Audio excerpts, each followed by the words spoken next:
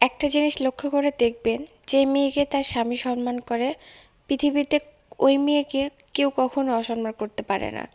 কিন্তু যে মেয়েকে তার স্বামী সম্মানই করে না, নিজের পরিবারের কাছে বললেন সবসময় অপমান করে, ওই মেয়ের দাম কেউ দেয় না।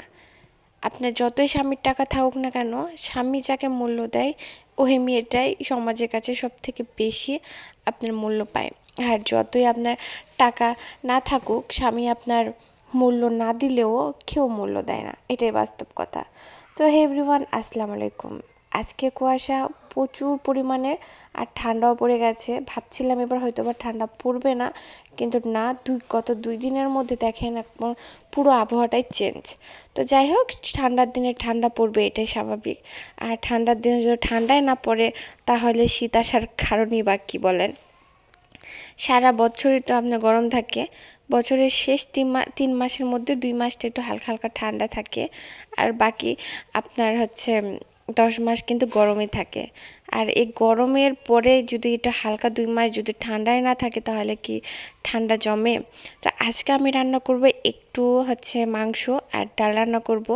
তো যাই হোক, সকাল থেকে ওঠার পর ঠান্ডা কুয়াশায় একটু দেরি থেকে ঘুম থেকে উঠেছি, যেহেতু বাচ্চা আছে।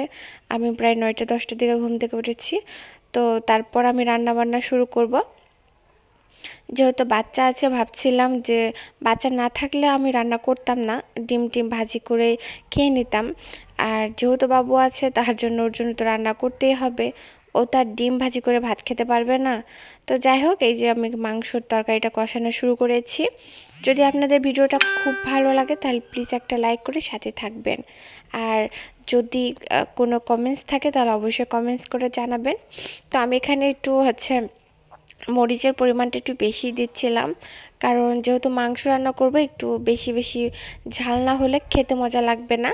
আর আজকের মাংসটা আমি এমনি এমনি কষা কষা রান্না করব, কোনো রকম ভাজি করিনি, বা হচ্ছে মাংসটা ভালো করে ভাজি করিনি। হাতে কাছে সময় ছিল না, ওই যে বললাম 10টার দিকে ঘুম থেকে উঠেছি, মানে আর ঘরে কাজ করতে করতে প্রায় 12টা বেজে গেছে। তো খুব তাড়াহুড়া করে রান্না করছিলাম। মাঝে মাঝে একটু কষা কষা রান্না করলেও মজা লাগে। তো আজকে ট্রাই করে দেখি কেমন লাগছে।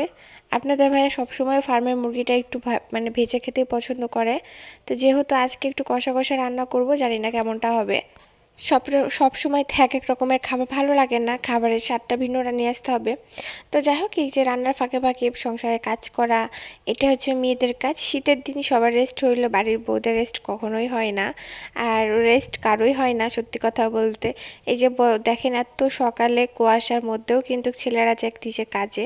বাড়ির মধ্যে বসে থাকা কারোই স্কোপ নেই, কারোই সময় নেই, কারণ সবাই কাজ করবে।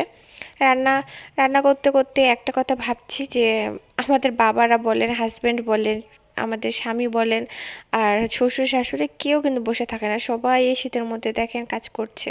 তাহলে আমরা সবসময় নিজেদের বাড়ির বউদের কথা কেন বলি? বাড়ির ছেলেরাও তো কেউ বসে থাকে না। এই শীতের মধ্যে সবাই পরিশ্রম করে, কেউ বসে থাকে না। বাচ্চাকে সবাই সাবধানে রাখবেন, কারণ প্রচুর পরিমাণ ঠান্ডা পড়েছে। এই ঠান্ডাতে যদি বাচ্চারা অসুস্থ হয়, তাহলে অনেক রকমের সমস্যা হবে। যেহেতু আমার বাচ্চা আছে, আমি এটুকু তো বুঝি যে কোনো বাচ্চা যদি ঠান্ডা লাগে, তাহলে সেই মায়ের যে কি পরিমাণ কষ্ট হয় গাইস, সেটা হয়তো আমার থেকে ভালো আর কেউ বলতে পারবে না। তাই নিজেরাও আপনাদের হচ্ছে সাবধানে থাকতে হবে, বাচ্চাকেও সাবধানে রাখতে হবে। এই যে দেখছেন, একটু ঘন করে ডাল রান্না করলাম। আপনাদের ভাইয়ের সব থেকে ফেভারিট এই ডালটা। ভিডিওটি ভালো লাগলে সাথে থাকবেন। ধন্যবাদ।